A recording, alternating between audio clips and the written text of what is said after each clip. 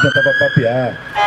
E era reprimido brutalmente pela família, era tido como um cara esquisito. É uma classe que vai pra clube, que usa roupa de marca pra caramba. E eu fui numa angústia, tentando me enquadrar para não ferir a família. Eu tinha pais bem intolerantes, né? Para ter uma ideia, minha mãe está com 93 anos e vota em Jair Bolsonaro. Não sei se alguém conhece essa discrepância. Eles esperavam muito de mim, que eu fosse uma grande coisa qualquer. E eu não queria ser grande coisa nenhuma. Eu não queria nem fazer faculdade. Mas, por respeito, por consideração, por amor aos meus pais, eu tentei me enquadrar de diversas maneiras. Eu fiz o concurso Banco do Brasil. Em 10 meses eu estava ficando doido, pedi demissão. Primeira vez que me chamaram de maluco. Quando eu saí do Banco do Brasil, a família ficou me cobrando, eu tinha 15 anos, a família ficou me cobrando uma decisão para o resto da vida, escolher uma carreira, e eu não queria escolher nenhuma, não tinha nenhuma que me agradasse, eu queria entender para que serve a vida. Mas como tinha que escolher uma carreira, eu escolhi a que estava mais fácil, meu pai era militar, eu estudei no colégio militar, falei, vou ser militar, militar é fácil. Eu não sabia que tinha que abrir mão da consciência para ser militar. Quando eu descobri, pedi desligamento e saí. Foi uma hecatombe geral na minha família. Meus pais ficaram muito magoados comigo. E aí, pela primeira vez, me colocaram num cursinho pré-vestibular, muito barato, onde eu convivi com gente que estava saindo da escola pública. Gente que estava se esforçando para pagar o cursinho, para tentar fazer vestibular e passar. Foi a primeira vez que eu dei de cara com a sabotagem da educação. Porque os caras não sabiam nada, nada. Eu fazia cálculos de física levando em conta o atrito do ar. Os caras não sabiam uma fórmula comum de mecânica. Eu dizia que eles não sabiam porque tinham vagabundado, porque tinham fumado maconha, tinham matado aula. Eles diziam que não ensinavam aquilo na escola pública. E um dia o cara me trouxe uma prova do 3º ano na escola pública. À primeira vista eu achei que era brincadeira, que não podia ser uma prova, era superficial demais. Depois eu comecei a perceber que existe uma sabotagem na escola pública, porque é preciso manter o povo ignorante. Quando eu cheguei na faculdade, que eu vi os revolucionários falando das injustiças sociais, a primeira vez que eu vi a gente discutindo injustiças sociais, eu fiquei encantado por 3 meses. Depois eu vi que eles só debatiam e debatiam e debatiam e debatiam. Tinham o mesmo medo de pobre que tinha na classe de origem. Tinha o mesmo sentimento de superioridade, de que iam guiar, iam ensinar. Daí eu achei que ali era só teoria. Falei, vou experimentar o que é não ter nada. Eu estava com o couro duro do exército, era mole, pegar carona, dormir no chão, ficar com fome, não era problema nenhum. Fala não. Aí peguei uma mochila, botei nas costas, a família fez o favor de romper relações, né? Você para nós é um filho morto, foi uma frase que eu ouvi. Não nos procure em nenhuma condição. A família cortou relação, a família distante cortou relação, os amigos cortaram relação, os conhecidos me evitavam na rua. Eu hoje, olhando de longe, eu vejo que encontrar comigo era muito incômodo, porque eu estava numa situação que para todo mundo ali seria motivo de suicídio, de depressão, e eu estava feliz da vida, dizendo que eu dormia no papelão, naquela construção ali, que para pedir comida eu ia naquele restaurante ali, e os caras olhavam para mim como quem não pode encontrar com isso. Eu me submeto a um monte de coisa para não chegar na situação do que esse cara está, eu encontro com ele que está feliz da vida. Então as pessoas cortaram relações. Isso me abriu um espaço imenso para eu conhecer novas pessoas, novas mentalidades. Eu não tinha mais para onde voltar, eu fui sempre em frente. E comecei a conviver com as pessoas mais pobres da sociedade. E comecei a perceber que eram muito mais fortes do que eu pensava.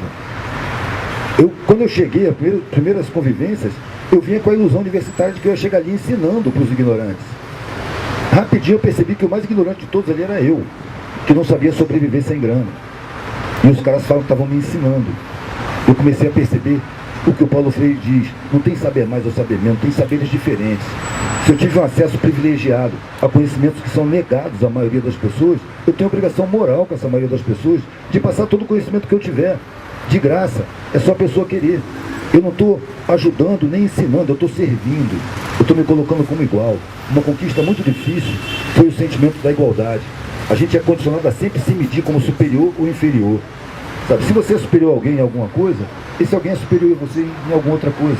Não existe a superioridade pessoal, social, como é preparada para a gente acreditar. Sabe? Eu fui vendo que a escola que eu estudei, ela tinha qualidade, mas ela era enquadradora. Porque me apresentou a vida como uma arena competitiva, onde todo mundo é inimigo de todo mundo, e a gente tem que estar vencendo o tempo todo. Eu percebi que a minha vida era um inferno só de pensar em vencer os outros. Eu fui atleta desde os 10 anos de idade. Quando eu cheguei no exército, eu quis parar de ser atleta, porque quando eu ganhava, a tristeza dos que perdiam me incomodava muito. De que vale uma alegria se ela é montada em cima de tristezas? E aí eu falei, não quero mais competir. E comecei a ser perseguido no exército. Isso me deu muito tempo para reflexão, porque eu fiquei preso direto, não saí mais domingo, feriado, estava preso direto no quartel, eu ficava pensando.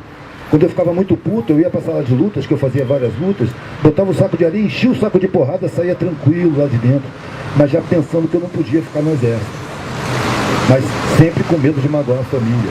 Fiquei até ficar doente, fiquei cego de um olho, tive um caroço no pescoço, fizeram uma junta médica, ninguém descobriu o que eu tinha. Eu saí 15 dias e fiquei bom. Era para não ficar dentro do exército. Aí saí daí do cursinho para a faculdade e da faculdade para a rua.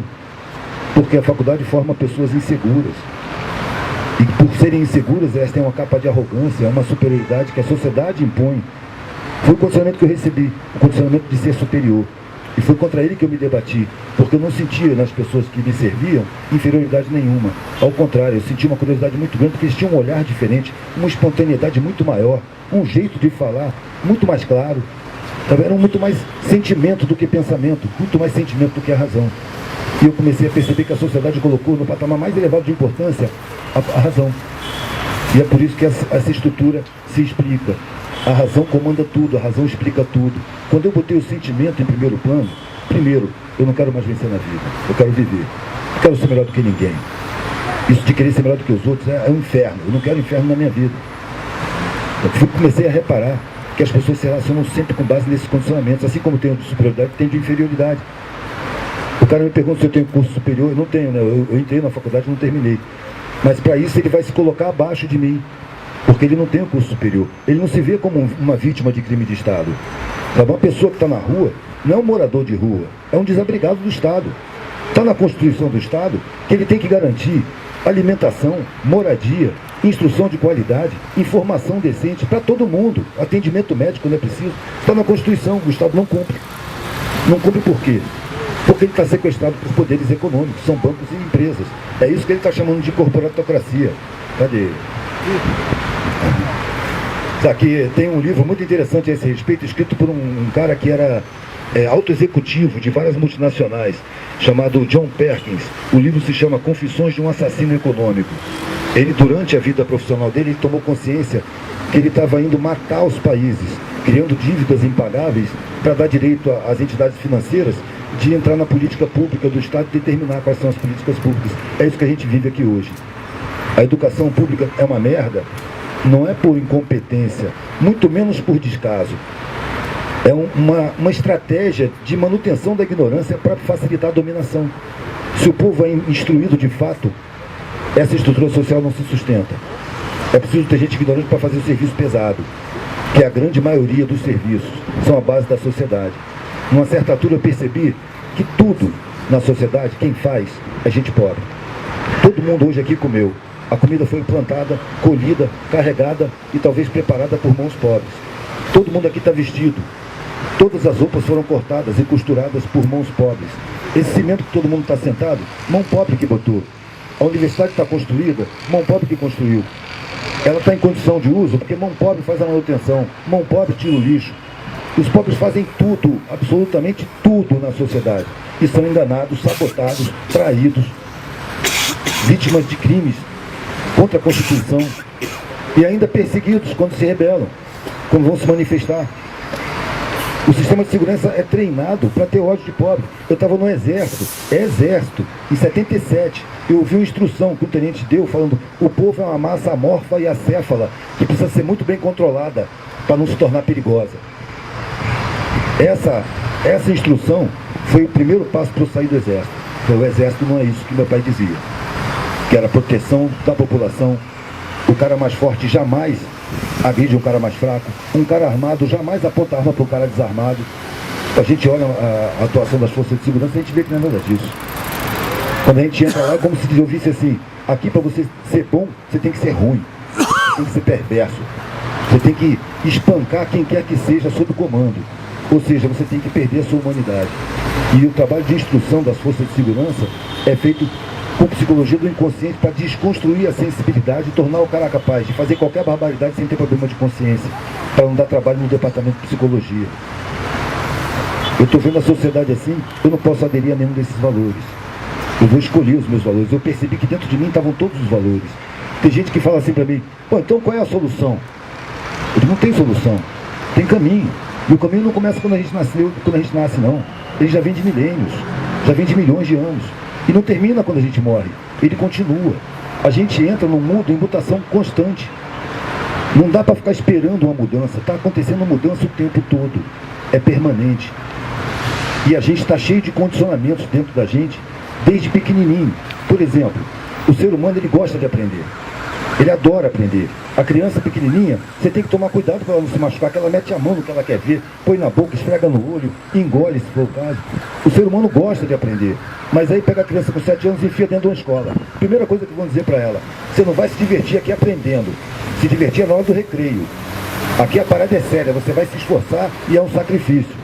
Já está preparando a criança para quando ser adulto, vai encarar o trabalho, por exemplo, como um sacrifício. Não vai pensar em ter prazer no trabalho. O trabalho é um sacrifício e você tem que deixar de viver, deixar para viver nas horas vagas. É fim de semana, é feriado, é férias. No dia comum é sacrifício, é desprazer. Não é à toa que todo mundo adora uma sexta-feira e odeia uma segunda-feira. Por quê? Porque trabalha no que odeia. Trabalha no que detesta. A gente não pode aceitar um trabalho que a gente detesta. Depois que eu comecei a fazer esse trabalho, tudo bem, eu não enchi o rabo de grana. Eu vivo com dificuldades materiais e muitas, mas sem problema. As dificuldades internas acabaram. É um trabalho que eu adoro, faz pessoas refletirem. Eu quero trabalhar até o último dia da minha vida. Eu trabalho em qualquer situação, fim de semana, feriado, nunca tirei férias na vida. É um trabalho que eu adoro, não vou me aposentar nunca. Quero trabalhar até o último dia da minha vida. Por quê? Porque eu gosto do meu trabalho. Meu trabalho e minha vida é a mesma coisa. Eu estou no bar, eu estou bêbado, eu estou trabalhando. Qualquer hora eu puxo um caderno, escrevo uma frase, faço um esboço. Eu estou pronto para trabalhar. Porque o meu trabalho me satisfaz. A gente não pode aceitar um trabalho odioso. Mas a sociedade exige que a gente encare o trabalho odioso como natural. E é mentira. É mais uma mentira. É mentira que o mundo é uma arena competitiva. É mentira.